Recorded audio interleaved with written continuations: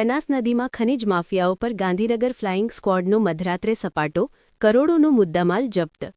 સુદ્રોસણ નદીના પટમાં ચાલતા ગેરકાયદેસર રેત ખનન પર ફ્રાટકી ટીમ, 10 ડમ્પર ઝડપાતા માફિયાઓમાં ફફડાટ. બનાસકાંઠા જિલ્લામાં લાંબા સમયથી ચાલી રહેલા ગેરકાયદેસર રેત ખનન વિરુદ્ધ રાજ્ય સરકારે લાલ આંખ કરી છે. ઓગડ નજીક આવેલી સુદ્રોસણ એટલે કે બનાસ નદીમાંથી રાત્રિના અંધકારનો લાભ લઈ કરોડોની ખનિજ ચોરી કરતા ભૂમાફિયાઓ પર ગાંધીનગર ફ્લાઇંગ સ્ક્વોડની ટીમે આકસ્મિક દરોડો પાડીને મોટી સફળતા મેળવી છે. ગાંધીનગરની ટીમે ઘટના સ્થળેથી રોયલ્ટી પાસ કે પરમિટ વગરના 10 જેટલા ડમ્પર ઝડપી પાડ્યા છે.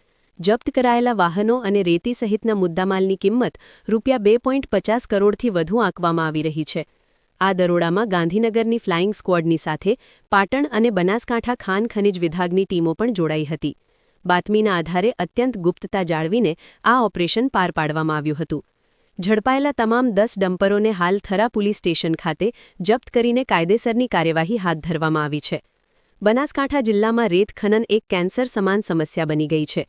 ભૂમાફિયાઓ સરકારી તિજોરીને કરોડોનું નુકસાન પહોંચાડી રહ્યા છે. પર્યાવરણના નિયમોને નેવે મૂકીને રાત દિવસ બેરોકટોક થતા ખનનને કારણે નદીના અસ્તિત્વ સામે પણ જોખમ ઊભું થયું હતું. ખનિજ વિભાગના જણાવ્યા અનુસાર આગામી દિવસોમાં પણ આ પ્રકારની ડ્રાઇવ ચાલુ રહેશે અને ગેરકાયદેસર પ્રવૃત્તિમાં સામેલ કોઈપણ વ્યક્તિ કે સંસ્થાને છોડવામાં આવશે નહીં.